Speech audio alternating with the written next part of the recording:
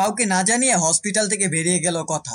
হ্যাঁ বন্ধুরা, কথা ধারাবাহিকের আজকের পর্বে ধারাবাহিকের শুরুতে আমরা দেখি কথা তার পুরনো স্মৃতিগুলো মনে করছে, যেখানে তার পিসি কথাকে তার বাচ্চা কোলে নেওয়া শেখাচ্ছিল। ঠিক তখনই অগ্নি সেখানে এসে পুতুলটা কোলে নেয়। এরপর তারা সবাই মিলে আইসক্রিম খাওয়া নিয়ে অনেক মজা করছিল।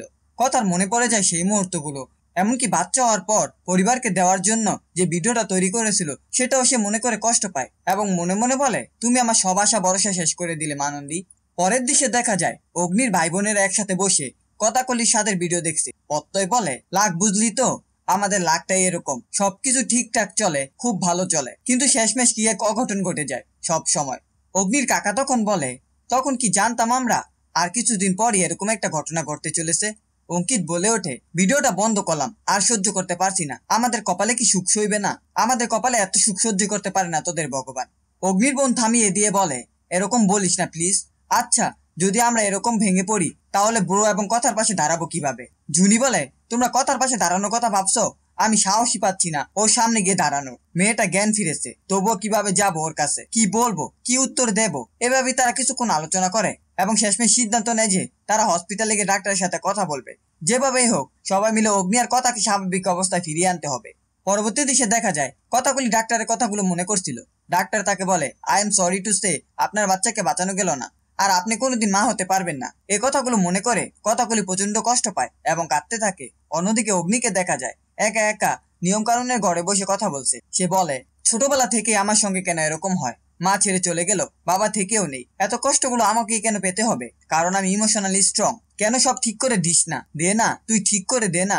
আমি জানি ভগবান বলে কিছু নেই, কিচ্ছু নেই, এই জন্যই আমি কোনোদিন ভগবানকে মানি না। কি করেছিলাম আমি যে এত কষ্ট পেতে হবে? এই যে কিডো জন্মালো, সেই কিডোকে আমাদের কাছ থেকে কেড়ে নিলি। ভগবান থাকলে এটা কোনোদিন হতো না। এত কষ্ট আমাদের কেন দিলি? আমরা তো কারো কোনো ক্ষতি করিনি, তাহলে আমাদের সাথে কেন এরকম হয় সবসময়?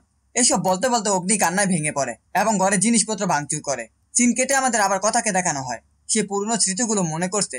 সে ডাক্তারকে জিজ্ঞেস করছিল, বলুন না আমার সন্তান কোথায়, আমি একবার ওকে দেখতে পাবো? ডাক্তার উত্তর দিচ্ছিল, সে নেই।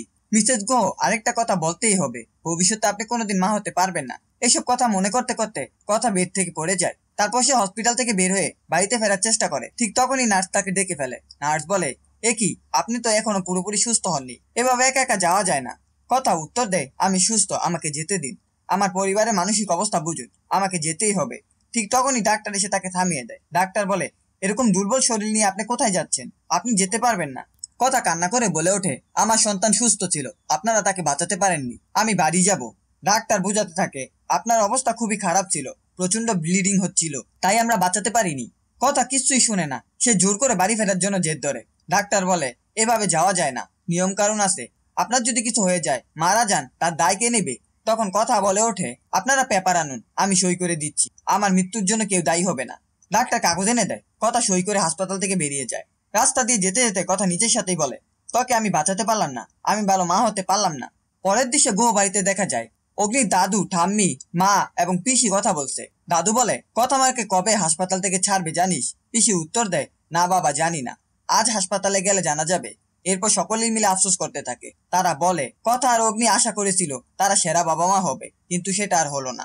দাদু দীর্ঘশ্বাস ফেলে বলে, সবচেয়ে খারাপ লাগছে এটা জেনে যে কথা আর কোনোদিন মা হতে পারবে না। এমন সময় কথাকলি দরজার বাইরে দাঁড়িয়ে সব কথা শুনছিল এবং কষ্ট পাচ্ছিল। শেষ দৃশ্যে দেখা যায় কথা মনে মনে বলে, সত্যিই তো, আমার জন্য সবার স্বপ্ন ভেঙে গেল, মা না হতে পারার কষ্টটা আমার, কিন্তু এর দায় সবাই বইছে।